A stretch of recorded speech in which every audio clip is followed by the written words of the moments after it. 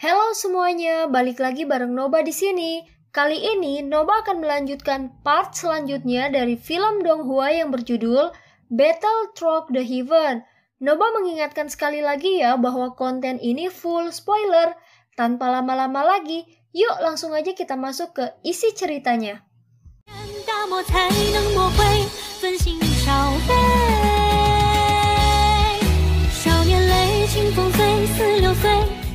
Melanjutkan dari cerita sebelumnya. Di belakang Soyan Alan Yanran memandang Wang Chen yang dengan cepat mundur setelah hanya bertukar satu pukulan.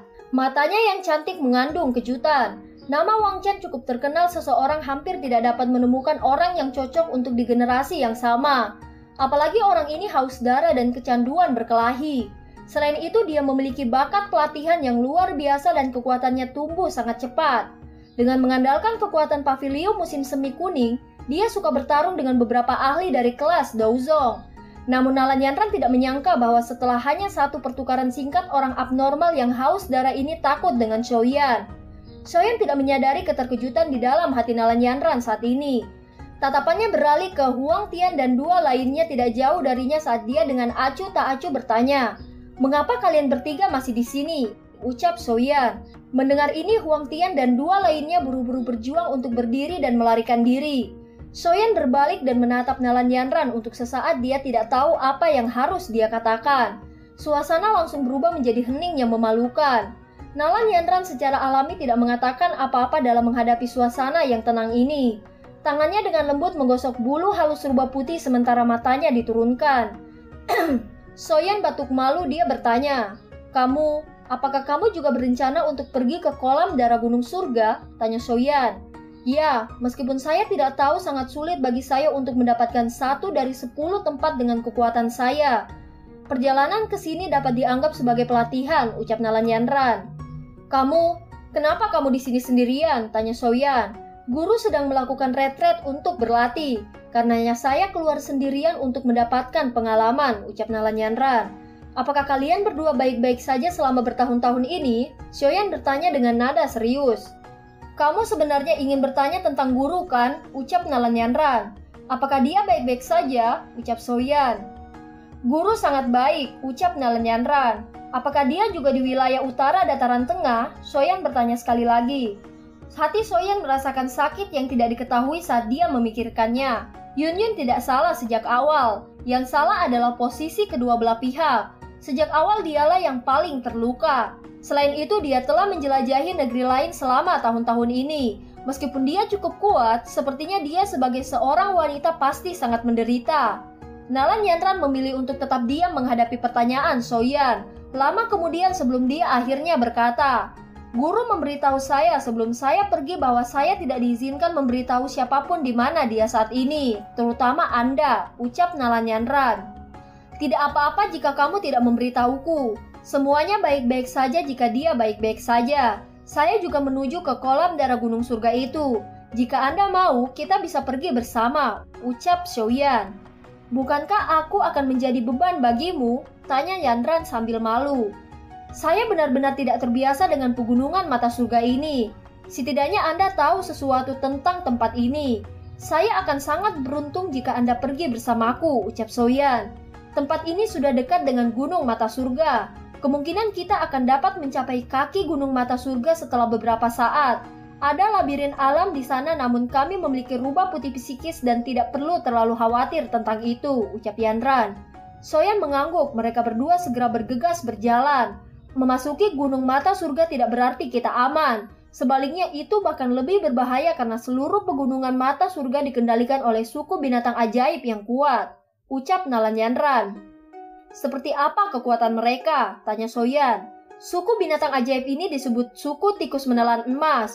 Meskipun kebanyakan dari mereka adalah binatang ajaib peringkat 2 hingga 3, jumlah mereka sangat banyak sehingga cukup merepotkan. Inti sebenarnya dari suku tikus menelan emas adalah anggota yang bisa berubah menjadi bentuk manusia. Mereka adalah pengendali sejati dari Heaven A Mountain. Dikabarkan bahwa pemimpin suku dari suku ini juga telah mencapai peringkat 7. Kekuatannya sebanding dengan bintang 6 elit Douzong, ucap Alan Yanran. Dengan suku binatang ajaib yang menduduki gunung mata surga, Bagaimana orang bisa menikmati kolam darah gunung surga ini? Kemungkinan hal yang unik seperti itu juga memiliki daya tarik yang besar untuk binatang ajaib, bukan? Soyan bertanya. Mereka binatang ajaib memang ingin mendominasinya. Namun apakah menurutmu faksi manusia lainnya akan setuju? Saat itu pertempuran besar meletus di pegunungan mata surga ini karena masalah kolam darah gunung surga. Pada akhirnya suku tikus menelan emaslah yang kalah. Meskipun mereka telah kalah, para ahli manusia tidak diizinkan memasuki pegunungan mata surga suku binatang ajaib ini. Karena faksi-faksi manusia ini takut bahwa suku tikus menelan emas akan menyerang generasi muda mereka. Mereka akhirnya mencapai kesepakatan dua belah pihak, di mana suku tikus menelan emas akan menempati 2 dari 10 tempat di kolam darah gunung surga. Suku tikus menelan emas memiliki keunggulan di daerah permukaan itu. Sebenarnya mereka cukup tidak senang di dalam hati mereka. Di masa lalu mereka mampu menempati semua 10 tempat, sekarang hanya menempati 5 tempat. Menurut perjanjian suku tikus menelan emas, mereka menempatkan pos pemeriksaan di pegunungan mata surga dan memblokir mereka yang naik ke atas. Mereka bisa berbuat sesuka mereka selama di tempat itu. Oleh karena itu yang terbaik adalah tidak menyinggung anggota suku tikus menelan emas begitu kita memasuki gunung mata surga, ucap Nalanyanran. Terlihat 10 sosok manusia di tempat sekitar Soyan dan Nalanyanran. Semua tatapan tiba-tiba beralih ke Nalanyanran karena memiliki rubah putih petunjuk arah. Wajah cantik Nalanyanran berubah sedikit setelah ditatap oleh begitu banyak tatapan panas. Dia memeluk rubah putih dan dengan lembut mundur selangkah. Ikuti aku, tidak perlu takut, ucap Soyan. Soyan samar-samar meyakinkannya. Kekuatan bintang 9 Do Huang melonjak keluar dari tubuhnya tanpa menahan diri. Aura yang kuat segera menekan orang-orang yang akan membuat masalah. Siapapun yang memasuki radius 10 meter dari kami akan mati, teriak Soyan. Nalanyanran mengikuti di belakang Soyan, mata jahat di sekitarnya menyebabkan tangannya dipenuhi keringat dingin. Jika 10 plus elit Do Huang ini menyerang, kemungkinan bahkan Soyan harus berlindung sementara. Suasana sekitar menjadi tegang saat Soyan dan Nalanyanran mendekati pepohonan. Tidak berselang lama terdengar suara dari salah satu orang dari 10 Do Huang ini. Semuanya, mari kita serang 2 orang itu bersama. Begitu kita merebut rubah putih itu, kita akan dapat memiliki bagian dari kolam darah gunung surga. Keserakahan di mata semua orang yang baru direncanakan. Segera orang yang mengatakan kata-kata itu menerima satu serangan tiba-tiba dari Soyan. Sontak semua orang tercengang melihat serangan Soyan mengirim terbang orang yang meniatkan sesuatu itu. Sosok manusia yang mendarat di tanah segera memuntahkan seteguk darah. Ekspresinya seketika berubah menjadi pucat melihat tempat Soyan berada. Tidak ada yang berhasil melihatnya dengan jelas apa yang terjadi dalam peristiwa singkat itu. Yang bisa mereka lihat hanyalah orang yang tidak beruntung. Saya harap ini terakhir kalinya, ucap Soyan.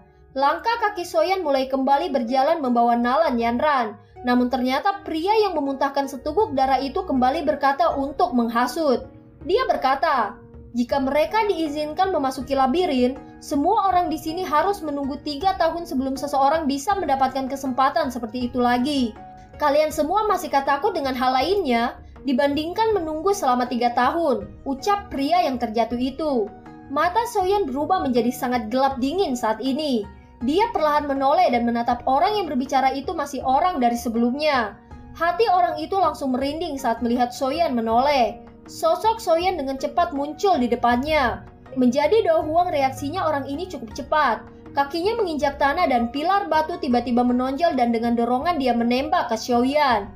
Apa yang kalian semua tunggu? Meskipun orang ini adalah Do Huang bintang 9, dia jelas bukan tandingan kita semua, ucap orang penghasut. Suara tiba-tiba berhenti melihat sebuah tendangan dipenuhi dengan api hijau giok. Sebelum dia memohon ampunan dengan kejap tangan Soyan menembus bagian belakang hatinya. Ekspresi Soyan dingin setelah membunuh orang ini dengan satu serangan. Dia bisa merasakan bahwa keserakahan di mata orang-orang di sekitarnya telah sepenuhnya dikubur. Api di tangan Soyan melonjak dan langsung membakar mayat orang ini menjadi abu. Tubuhnya bergerak dan sudah tiba di samping Nalanyanran di saat berikutnya. Tanah di sekitar pintu pohon langsung mulai bergetar, pintu yang tidak diciptakan oleh pilar Doki mulai tertutup. Soyan menyipitkan matanya karena waktu yang tersisa tidak banyak. Dia melambaikan lengan bajunya dan nyala api hijau giok melesat menghancurkan pilar pintu Doki. Saat dia berlari dengan cepat, Soyan mengepalkan tangannya dan penguasa Suan berat muncul. Soyan baru saja menghancurkan pilar kayu saat tanah bergetar, paku batu yang meledak secara mengejutkan muncul dari bawah kaki Soyan. Nalan Yanran buru-buru mengingatkannya saat melihat itu. Dia mengepakkan sayap di pinggangnya yang halus. Setelah itu tubuhnya terbang keluar bergegas melewati daerah lonjakan batu dalam sekejap mata dan mendarat di pintu pohon. Hati semua orang tanpa sadar menjadi dingin ketika melihat Doki pilar diblokir oleh penguasa hitam. Ada hampir 20 Do Huang di pihak mereka, namun mereka tidak dapat menghancurkan pertahanan meskipun menyerang bersama. Nalan Yanran, kamu bisa masuk dulu, ucap Soyan. Aku akan menunggumu di pintu masuk labirin. Jangan berjalan sembarangan setelah Anda masuk, hati-hati, ucap Nalan Yanran. Soyan menganggukkan kepalanya melihat ini. Nalan Yanran memegang rubah putih dengan hati-hati mundur ke tempat pintu pohon itu berada. Setelah itu dia memasukinya di depan mata semua orang yang berapi-api. Penguasa berat di tangan Soyan perlahan terangkat saat melihat Nalan Yanran masuk. Dauki hijau giok yang kuat melonjak keluar dan segera dituangkan ke penguasa suannya. Senyum dingin muncul di wajah Soyan ketika dia merasakan bahwa beberapa orang ingin maju. Segera dia memfokuskan matanya dan penguasa berat di tangannya tiba-tiba diretas ke depan. Tsunami pemecah api, teriak Soyan. Banyak garis retakan juga mulai menyebar seperti gempa bumi. Dalam sekejap mata mendekati semua orang. Sementara semua orang hanya bisa menggerakkan Doki di dalam tubuh mereka dalam keterkejutan mereka. Ledakan energi terdengar berulang kali di tanah kosong ini. Teriakan sengsara terdengar saat banyak sosok terpental di tanah. Tubuh mereka bergesekan membentuk banyak bekas luka panjang. Hahaha, anak kecil, kamu benar-benar sangat kejam karena telah menghancurkan semua orang ini. Namun apakah Anda berencana untuk pergi begitu saja setelah mengubah tempat ini menjadi berantakan? Langkah kaki Soyan berhenti, dia menoleh hanya untuk melihat seorang lelaki tua dengan penampilan agak sederhana berdiri di cabang pohon di sampingnya. Daozong, mata Soyan segera menyipit merasakan aura pria tua ini. Orang ini muncul dengan cara yang sangat aneh. Bahkan dengan persepsi spiritual Soyan dia tidak dapat merasakannya. Sesaat kemudian dia akhirnya tersenyum menangkupkan kedua tangannya dan dengan sopan bertanya, "Tuan tua ini seharusnya adalah sesepuh dari suku tikus menelan emas kan?" ucap Soyan. Dan film pun berakhir. Sampai jumpa.